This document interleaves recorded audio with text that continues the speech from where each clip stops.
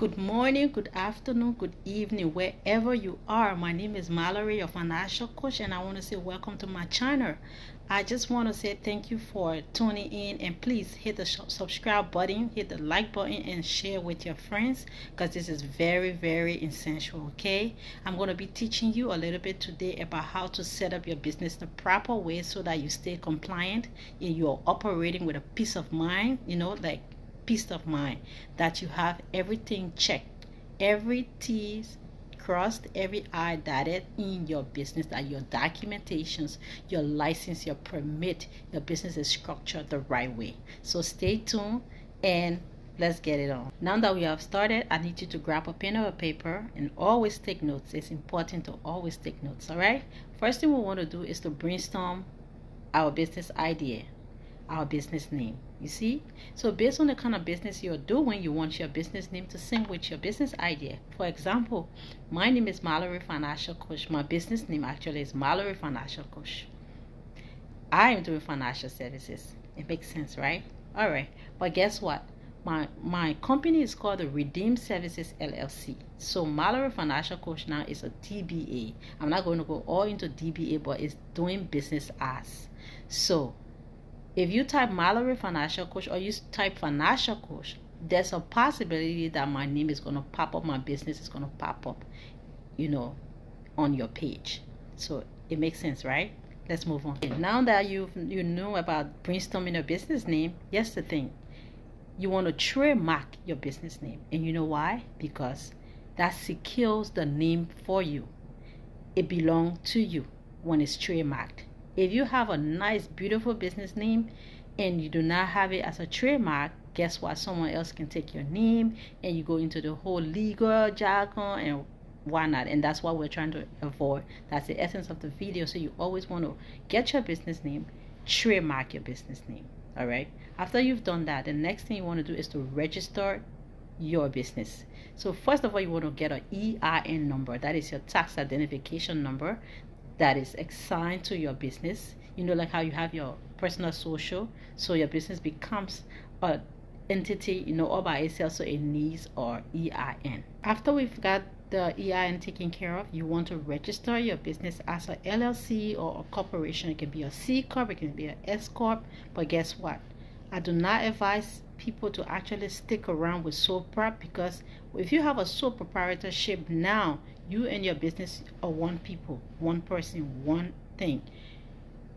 Anything legal that comes after the business is going to fall on you. So your assets and everything is involved when it comes to having it as a sole prop. Unlike a LLC or C Corp or X Corp, it's a different, separate entity from you. So you want to separate your business from you. And how do you do this? You register with your state. So the EIN previously we talked about is your federal ID number. Okay, now your LLC or your corporation is with your state. So if you move, you can always register your corporation with that state again. Make sense? I want to stay compliant. We want to do the right things, right? So then you look at your city that you live in. Whatever city you are with right now, you want to make sure you walk over to the borough and find out the kind of business you do. What are the requirements? What are those license and permit that you need to have? You want to have those covered. So they're going to let you know whether you're a home-based business, like I work from home, right? But guess what? My borough has to give me like a permit to operate from home. So you always want to do that. And the next thing you want to do is find out your actual business, like your LLC that you form now. You need to know what are those different permit and licenses that you need to operate. And they vary from state to state, the requirements. But it is very important. I have a whole list of how to identify your permit and license for your specific business. It's on my website, Redeem Services LLC. You want to check it out. There are several licenses based on your business you are running. So if a healthcare person has a home care agency, they deal with people, health, and whatnot. There are a whole different set and rules of compliance requirements they have to follow. So you want to know what those are.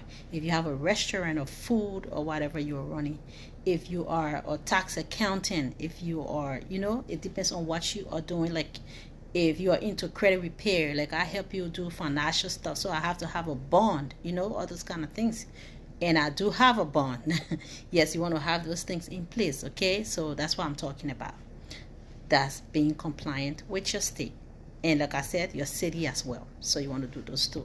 While you are at it, you want to start putting together like your business website. You want to have your address cover. You want to have a proper phone number for your business. You want to have the business email, the domain number. So 5 things I just went through shortly, right? Let me go over them one at a time.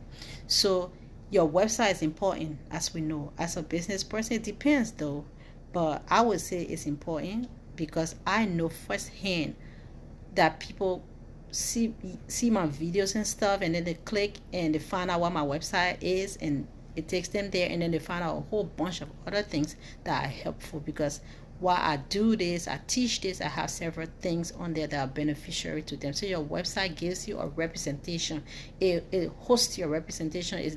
You are not just presented as one of those people that are just doing stuff and you don't know what you're doing, because you have testimonials on there. So you want people to go like to your album and see like a story.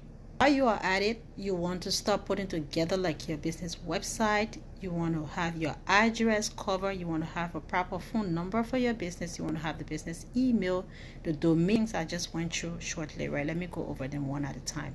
So your website is important, as we know. As a business person, it depends though, but I would say it's important because I know firsthand that people see my videos and stuff, and then they click and they find out what my website is, and it takes them there, and then they find out a whole bunch of other things that are helpful. Because while I do this, I teach this, I have several things on there that are beneficiary to them. So your website gives you a representation. It hosts your representation. You are not just presented as one of those people that are just doing stuff and you don't know what you're doing, because you have testimonials on there. So you want people to go like to your album and see like a story. With this website, you can also acquire your domain name, and the domain name actually is what even takes people to the website in the first place, right? So your website and your domain are synced, they are attached to each other. So if someone type in your domain, it takes them to your website. That's the logic. You know what? I'm not IT and whatnot, but I know it now. Some things are just hard to come by. Let's be frank, and everybody know their area.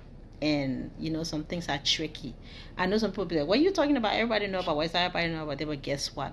Some people don't know the relationship to things until you start to work with it.